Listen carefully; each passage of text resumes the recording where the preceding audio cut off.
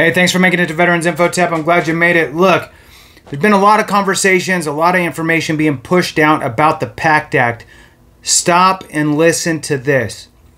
Even if you don't have something today to file for the PACT Act, but you served in one of the specified areas, please file an intent to file, just in case something pops up over the next year.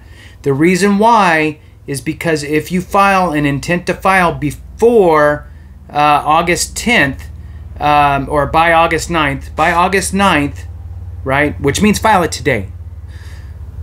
If you file an intent to file by August 9th of 2023, and then you file a claim for a PACT Act presumptive condition within a year of that time frame, and the VA awards you, they will back pay you to August 10th of 2022.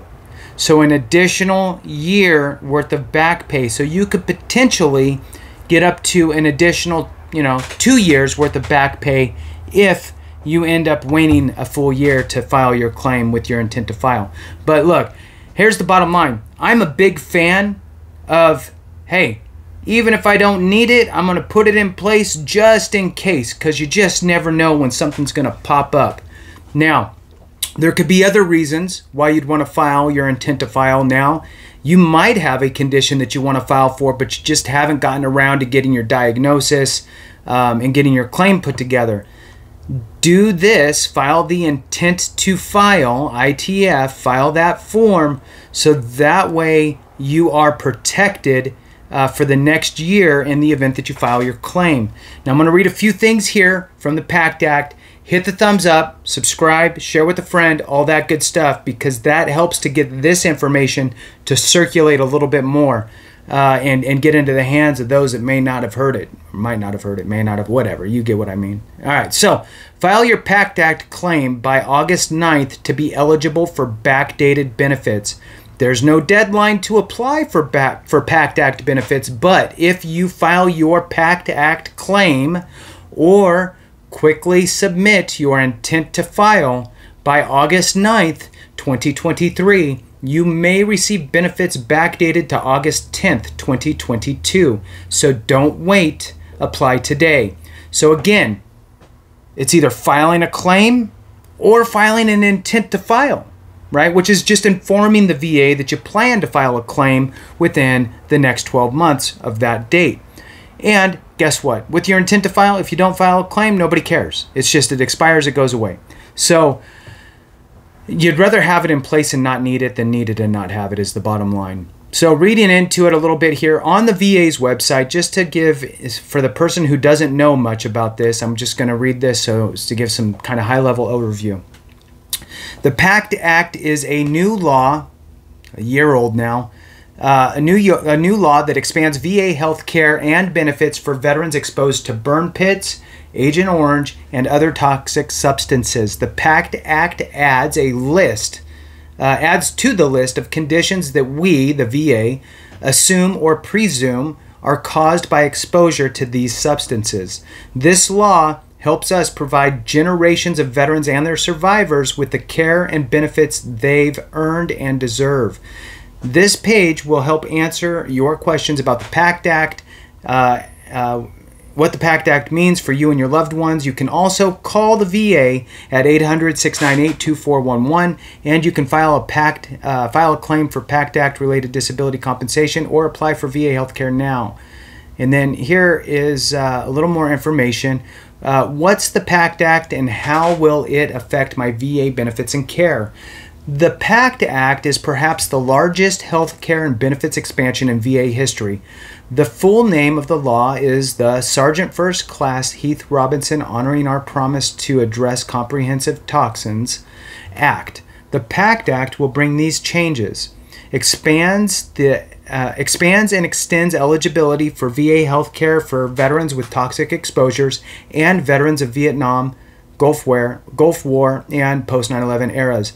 Adds 20 plus more presumptive conditions for burn pits, Agent Orange, and other toxic exposures.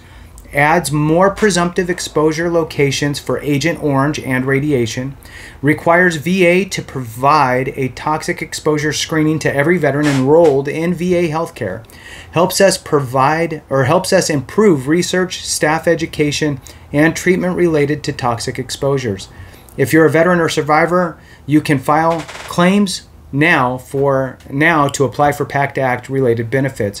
What does it mean to have a presumptive condition for toxic exposure? Great question. The VA says, to get a VA disability rating, your disability must be connected to your military service. For many health conditions, you need to prove that your service caused your condition, which I don't like how they said that, because really you can just show that your condition started during your time in service. I mean, like, I have migraines, and the only thing that I documented in service was my migraines. I checked a box that said, hey, look, I have migraines. And then I got diagnosed after service. So there was no in-service event. So anyway, that type of stuff really bothers me because it makes people think the wrong thing. For many, but for some conditions, we automatically assume or presume that your service caused your condition. We call these presumptive conditions. We consider a condition presumptive when it establishes by law, when it's established by law or regulation.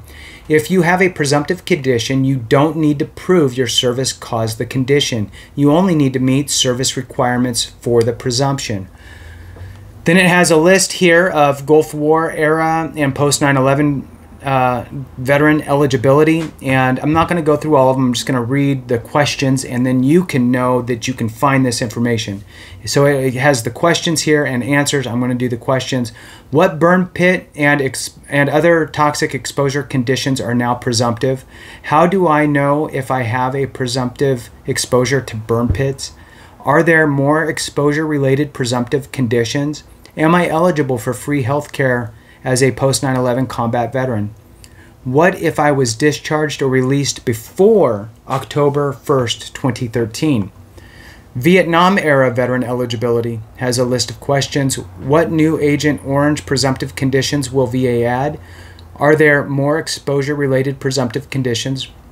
What new Agent Orange presumptive locations will VA add? What new radiation presumptive locations will VA add? Am I eligible for VA healthcare as a Vietnam veteran? Then it has a list of getting benefits. How do I file for disability claim? How do I file a disability claim for a new presumptive condition? What if VA denied my claim but now considers my condition presumptive? What if I have a pending claim for a condition that's now presumptive? Can I apply now? When can I expect VA to make my decision on my PACT Act claim? Toxic exposure screenings. Can I get a toxic exposure screening at VA? And then there's some information for survivors.